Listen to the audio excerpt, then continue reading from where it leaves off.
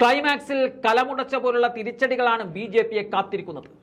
ആദ്യഘട്ടത്തിലുണ്ടായ പാളിച്ചകൾ പ്രതികൂലമായി ബാധിച്ചുവെന്നും സീറ്റ് വിഹിതത്തിൽ 2019 അപേക്ഷിച്ച് വലിയ രീതിയിൽ കുറവുണ്ടാകുമെന്നും BJP പോലും പ്രതീക്ഷിക്കുന്നുമുണ്ട്. പോളിംഗ് ശതമാനം ഒരിക്കൽ പോലും 2019 അപേക്ഷിച്ച് കൂടാതെ നിൽക്കുന്നതാണ് BJPക്ക് തിരിച്ചടി സംശയിക്കുന്ന ഘടകം. എന്നാൽ കാലാവസ്ഥ അടക്കമുള്ള പ്രതികൂല ഘടകങ്ങളാണെന്ന് BJP പറയുകയാണ്. എന്തായാലും ഏറ്റവും ഒടുവിലായി പുറത്തുവരുന്ന വാർത്തകൾ അവസാന ഘട്ടത്തിലും BJPക്ക് തിരിച്ചടി സമ്മാനിക്കുമെന്ന കാര്യത്തിൽ തർക്കമില്ല. പശുക്കളെ കടത്തിയെന്നാരോപിച്ച് ഗുജറാത്തിൽ ഗോസംരക്ഷകർ മുസ്ലിം യുവാവിനെ അടിച്ചുകൊന്ന വാർത്ത വലിയ ഞെട്ടലുണ്ടാക്കുന്നതിനോടൊപ്പം BJPയുടെ തകർച്ചയ്ക്കും വഴിവെച്ചേക്കാമെന്നതാണ് പറയുന്നത്. കേസിൽ പോലീസിന്റെ ഭാഗത്തു നിന്നും ഗുരുതര വീഴ്ചയുണ്ടായെന്ന ആരോപണവും ശക്തമാണ്. ആൾക്കൂട്ടക്കൊലയെ വെറും കൊലക്കേസായാണ് പോലീസ് കേസ് രജിസ്റ്റർ ചെയ്തിരിക്കുന്ന ആക്ഷേപവും ശക്തമായി നിലനിൽക്കുന്നുമുണ്ട്. BJPയുടെ ശക്തി കേന്ദ്രമായ ഗുജറാത്തിലെ ബനസ്കന്തയിലാണ് ദാരുണ സംഭവം അരങ്ങേറിയത്. 40-കാരനായ മിശ്രിഖാൻ ബലോച്ചാണ് ഗോസംരക്ഷണ പ്രവർത്തകരുടെ ആക്രമണത്തിൽ മരിച്ചു വീണത്.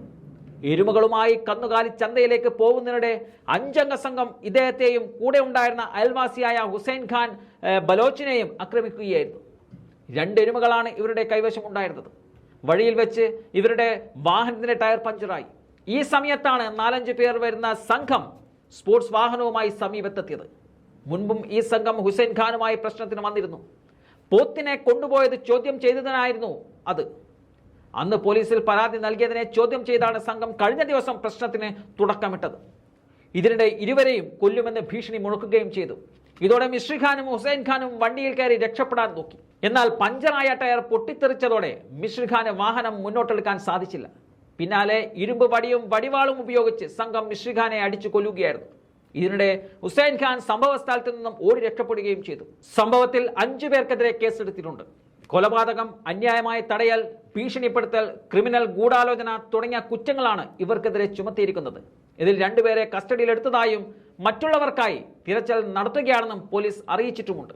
അതേസമയം ആൾക്കൂട്ടക്കൊല നടന്നിട്ടും അതിനെ സാധാരണ കൊലയാക്കി മാറ്റുവാനുള്ള ശ്രമത്തിലാണ് പോലീസ് ഉള്ളത്. ഗോസംരക്ഷണവുമായി ബന്ധപ്പെട്ട് ആൾക്കൂട്ടക്കൊല പോലുള്ളവ സംഭവിക്കാതിരിക്കാൻ അതത് സംസ്ഥാനങ്ങൾ ജാഗ്രത പാലിക്കണമെന്ന് 2018 ഒരു വിധിന്യായത്തിൽ സുപ്രീം കോടതി നിർദ്ദേശിച്ചിരുന്നു. ഈ വിധിക്ക് പിന്നാലെയാണ് പോലീസ് ആൾക്കൂട്ട കൊലപാതക കേസുകൾ കലഹമോ അപകടമോ ആയി രേഖപ്പെടുത്താൻ തുടങ്ങിയതെന്നാണ് റിപ്പോർട്ടുകൾ. ഇതിന് ഏറ്റവും ഒടുവിലത്തെ ഉദാഹരണമാണ് ഗുജറാത്തിൽ അരങ്ങേറിയിരിക്കുന്നത്. ഗുജറാത്ത് മാധ്യമങ്ങൾ വിഷയം ലഘൂകരിക്കുമ്പോൾ ഗുജറാത്തിന് പുറത്ത് വലിയ പ്രതിഷേധമാണ് BJP സർക്കാരിനെതിരെ ഉയരുന്നത്. അവസാനഘട്ട വോട്ടെടുപ്പിൽ വിഷയം ആളിക്കത്തിയാൽ ഒരുപക്ഷെ BJP പതനം പ്രതീക്ഷിച്ചതിലും വേഗത്തിലാകുവാനുള്ള സാധ്യതകളാണ് കാണുന്നത്.